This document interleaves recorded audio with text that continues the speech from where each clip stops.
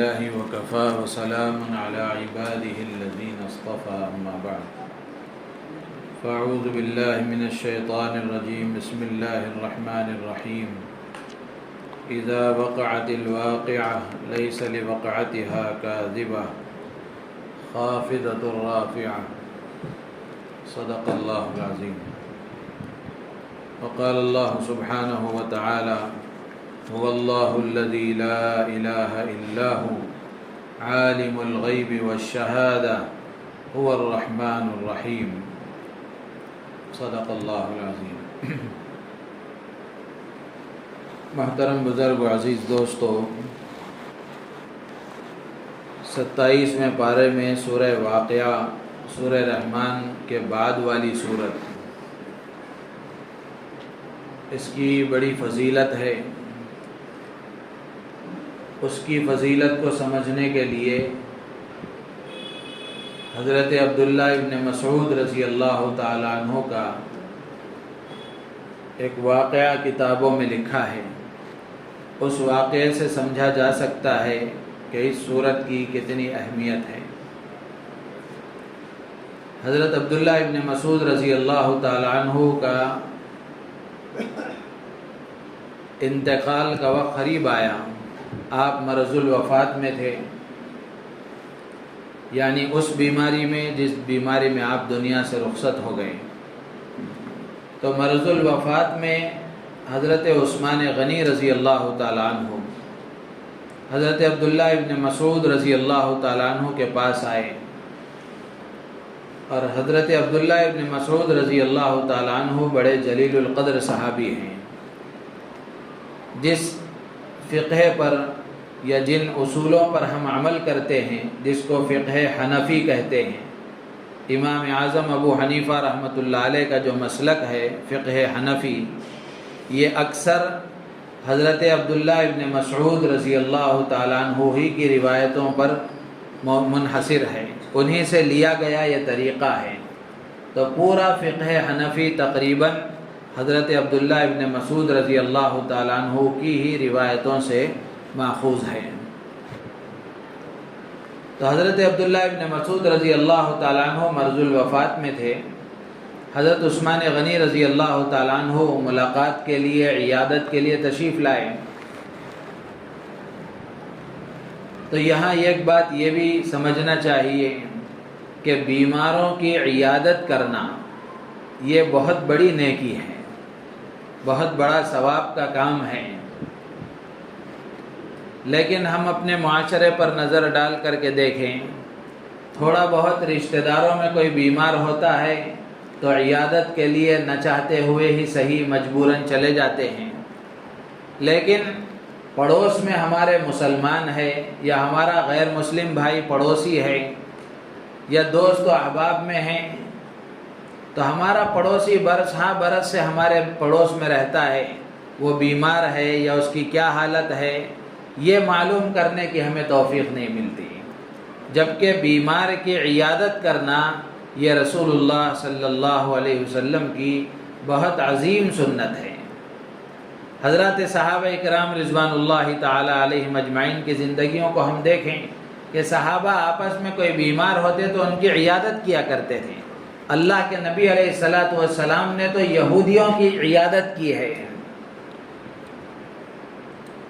تو الغرض حضرت عثمان غنی رضی اللہ تعالیٰ عنہ عیادت کے لیے تشریف لائے، اور حضرت عبداللہ ابن مسعود رضی اللہ تعالیٰ عنہ سے ان کی طبیعت معلوم کرتے ہوئے حضرت عثمان غنی نے پوچھا، ما تشتکی، کیا تکلیف ہے آپ کو، کیا تکلیف ہے؟ تو حضرت عبداللہ ابن مسعود رضی اللہ تعالیٰ عنہ فرمانے لگے کہ ذنوبی، میرے گناہوں کی مجھے تکلیف ہے، یعنی مجھے میرے گناہوں کا خیال ہے کہ اب میں دنیا سے رخصت ہونے والا ہوں، ایسے آثار لگ رہے ہیں، محسوس ہو رہے ہیں، مجھے اپنے گناہوں کی وجہ سے تکلیف ہو رہی ہے، گناہوں کا خیال ہو رہا ہے کہ پتہ نہیں آخرت میں کیا ہوگا۔ پھر حضرت عثمان غنی رضی اللہ تعالیٰ عنہ نے پوچھا کہ ما تشتہی، کیا چاہتے ہو؟ تو حضرت عبداللہ ابن مسعود رضی اللہ تعالیٰ عنہ نے فرمایا کہ رحمت ربی، میں اپنے رب کی رحمت کا امیدوار ہوں، اپنے رب کی رحمت کو چاہتا ہوں، میں یہ چاہتا ہوں کہ میرا رب مجھ پر رحم کر کے میرے ساتھ مغفرت کا معاملہ کر دے، آخرت کے مراحل کو آسان کر دے اور یہ موت کا مرحلہ بھی آسان کر دے۔ پھر حضرت عثمان غنی رضی اللہ تعالیٰ عنہ نے پوچھا کہ کیا میں آپ کے لیے ڈاکٹر کو بلا کر لاؤں، طبیب کو بلاؤں؟ تو حضرت عبداللہ ابن مسعود رضی اللہ تعالیٰ عنہ فرمانے لگے کہ الطبیب امرضنی، کہ طبیب اور ڈاکٹر نے ہی مجھے بیمار کیا ہے۔ یعنی اللہ کو حضرت عبداللہ ابن مسعود رضی اللہ تعالیٰ عنہ فرماتے ہیں کہ طبیب اور ڈاکٹر یعنی اللہ ہی کی طرف سے یہ بیماری آئی ہے جو اصل شفا دینے والا ڈاکٹر ہے، تو اب یہ آپ کسی ڈاکٹر کو مت بلائیے، یہ بیماری اسی ڈاکٹر کے پاس سے آئی ہوئی ہے۔ تو پھر حضرت عثمان غنی رضی اللہ تعالیٰ عنہ نے پوچھا کہ کیا میں آپ کے لیے بیت المال سے کوئی وظیفہ بھیج دوں، کوئی ہدیہ اور عطیہ بھیج دوں؟ تو حضرت عبداللہ ابن مسعود رضی اللہ تعالیٰ عنہ نے جواب میں فرمایا کہ لا حاجت لی، مجھے اس کی کوئی ضرورت نہیں ہے، مجھے اس کی اس وقت کوئی ضرورت نہیں ہے۔ حضرت عثمان غنی رضی اللہ تعالیٰ عنہ فرمانے لگے کہ آپ کو اس وقت میں ضرورت نہیں ہے، لیکن آپ کی بہت ساری لڑکیاں ہیں، آپ کے بعد یہ پیسہ اور یہ وظیفہ اور یہ مال آپ کی لڑکیوں کے کام آ جائے گا۔ حضرت عبداللہ ابن مسعود رضی اللہ تعالیٰ عنہ ایک کامل الایمان انسان تھے، مضبوط ایمان والے صحابی تھے۔ تو حضرت عبداللہ ابن مسعود رضی اللہ تعالیٰ عنہ نے پوچھا کہ کیا آپ کو میرے بچیوں کی فقر و فاقے کی فکر ہے؟ کیا آپ کو اندیشہ ہے کہ میری بچیاں بھوکی مر جائیں گی؟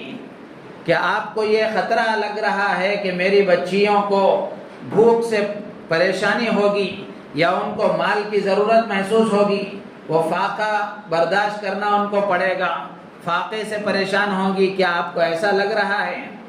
پھر حضرت عبداللہ ابن مسعود رضی اللہ تعالیٰ عنہ نے فرمایا کہ میری بچیوں کے فقر و فاقے کی آپ فکر مت کرو، اس لیے کہ میں نے رسول اللہ صلی اللہ علیہ وسلم سے یہ سنا ہے من قرأ سورة الواقعة کل لیلۃ لم تصبہ فاقۃ ابدا۔ اللہ کے نبی علیہ السلام نے فرمایا کہ جو ہر رات سورہ واقعہ پڑھنے کا اہتمام کرے گا اس کو کبھی فاقہ نہیں آئے گا، روزی کی تنگی سے وہ کبھی پریشان نہیں ہوگا۔ اور میں نے اپنی بچیوں کو سورہ واقعہ سکھایا ہے اور یہ روزانہ پڑھتی ہیں، تو اس لیے مجھے کوئی فکر نہیں ہے کہ یہ فاقے سے پریشان ہوں گی، اللہ تعالیٰ ان کو کھلائے گا، پلائے گا، آرام سے رکھے گا، لہذا آپ میرے بچیوں کی فاقے کی فکر مت کریں۔ تو آپ اندازہ لگائیں کہ سورہ واقعہ کیسی عظیم الشان صورت ہے۔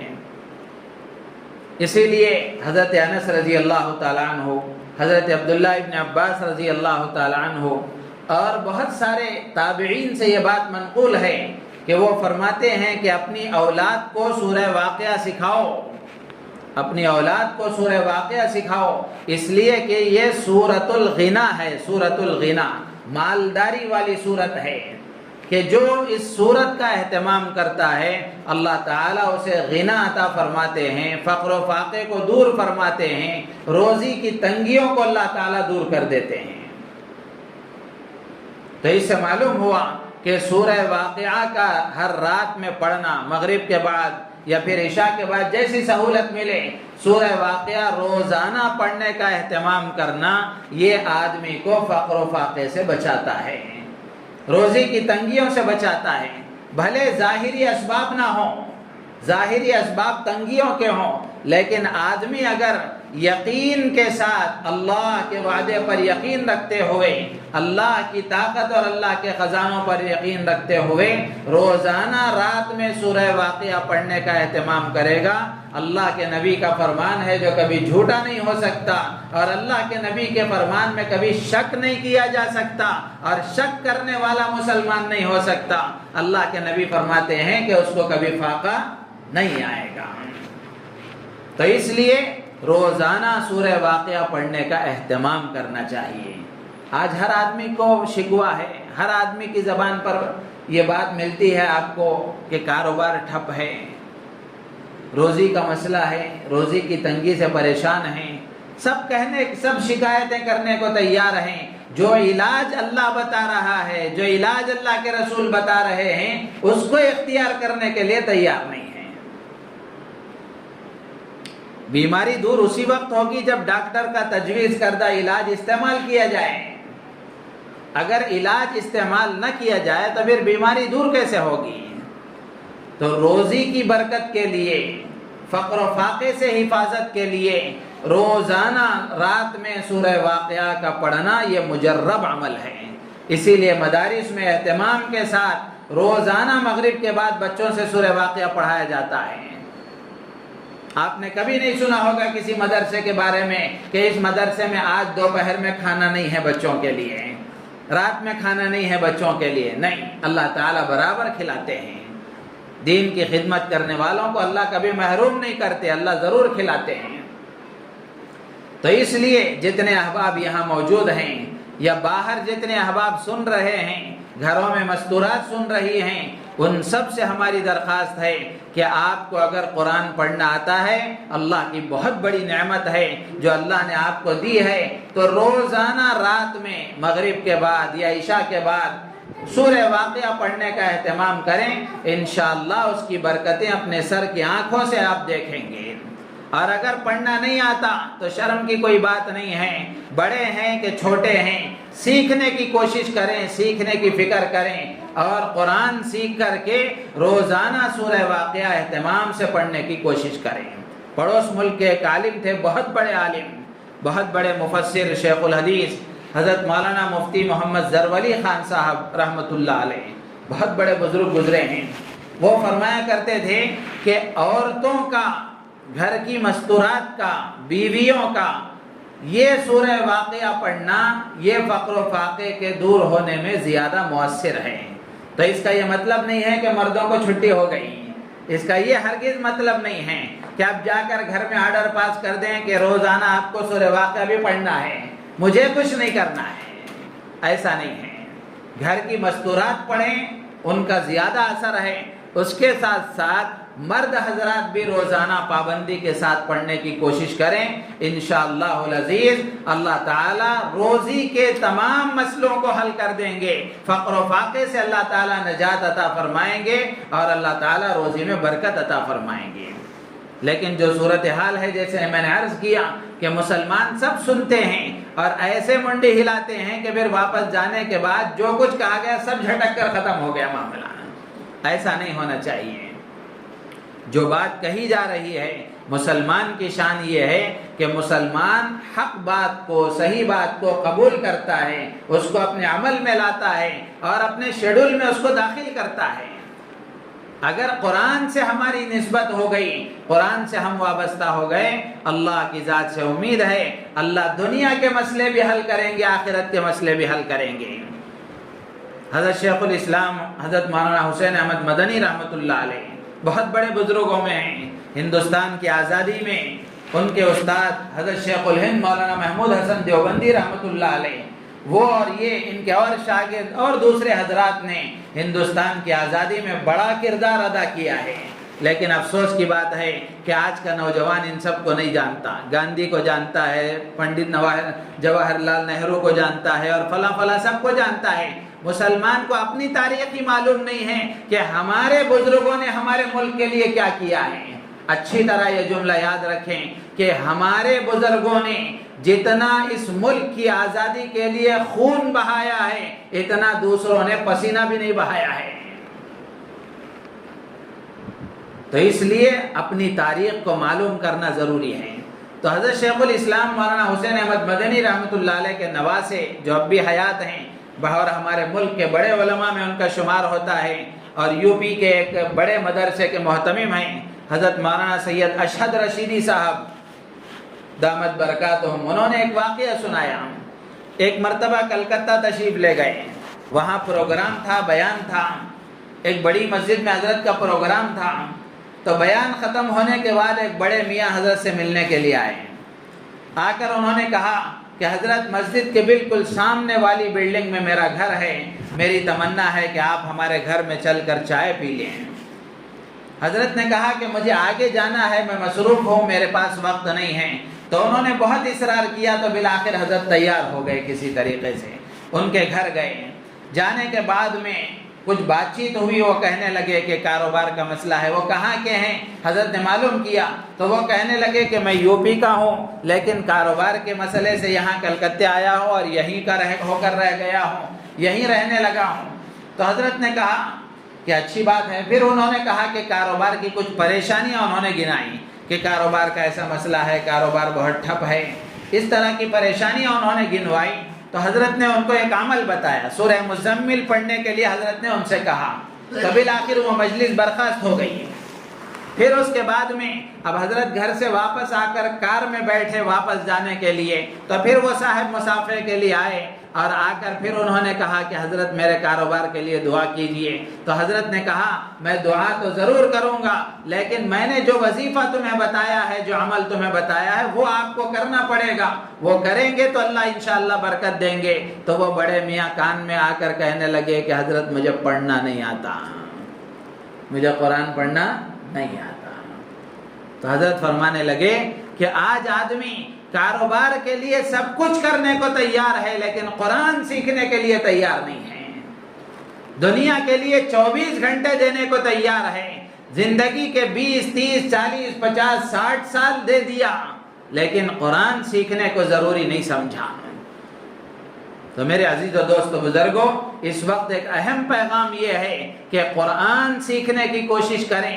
جس کو قرآن پڑھنا آتا ہے، جو روزانہ قرآن کی تلاوت کرتا ہے، اس پر روزانہ اللہ کی رحمتیں اترتی ہیں، اس کو بہت بڑی نعمت اللہ کی طرف سے ملی ہوئی ہے۔ اور جس کو قرآن پڑھنا نہیں آتا اور جس نے قرآن پڑھنا سیکھنا ضروری نہیں سمجھا، اس کے لیے بڑی محرومی کی بات ہے، بڑی محرومی کی بات ہے کہ یہ قرآن اللہ نے ہمارے لیے بھیجا ہے۔ یہ مردوں کے ایصال ثواب کی کتاب نہیں ہے، یہ زندوں کے لیے ہدایت کی کتاب ہے۔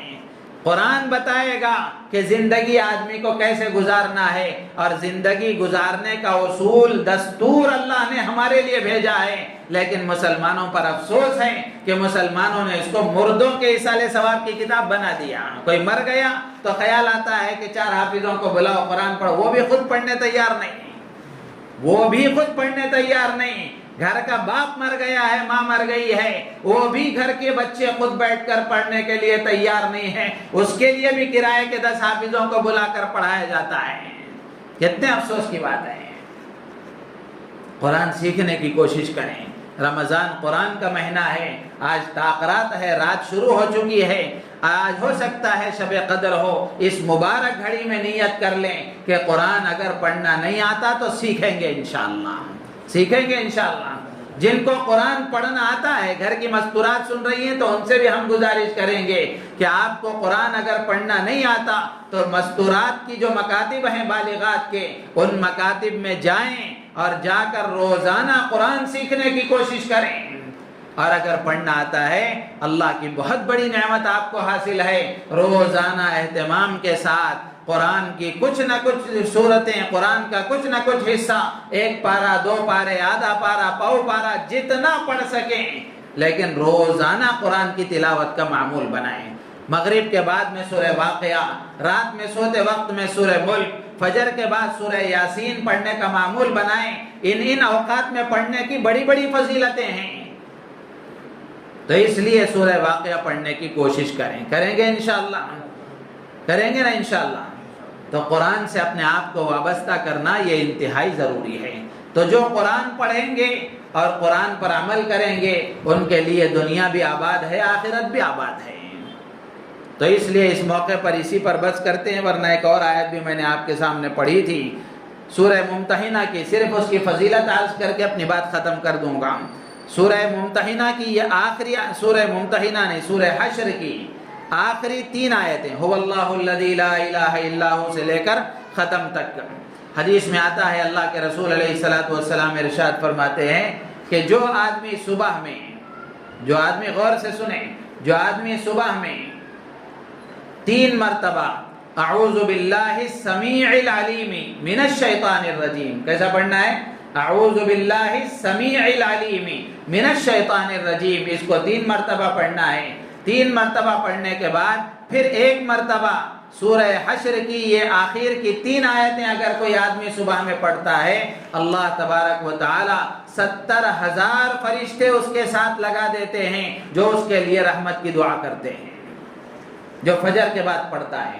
اگر اس دن اس کا انتقال ہو گیا تو اللہ کے نبی علیہ الصلوۃ والسلام فرماتے ہیں کہ اللہ تعالیٰ اسے شہادت کا درجہ عطا فرمائیں گے، شہادت کی موت اللہ تعالیٰ اسے عطا فرمائیں گے، اور شہادت کی موت کا ثواب اللہ اسے عطا فرمائیں گے۔ کیا کرنا ہے؟ کون سا پہاڑ اٹھانا ہے؟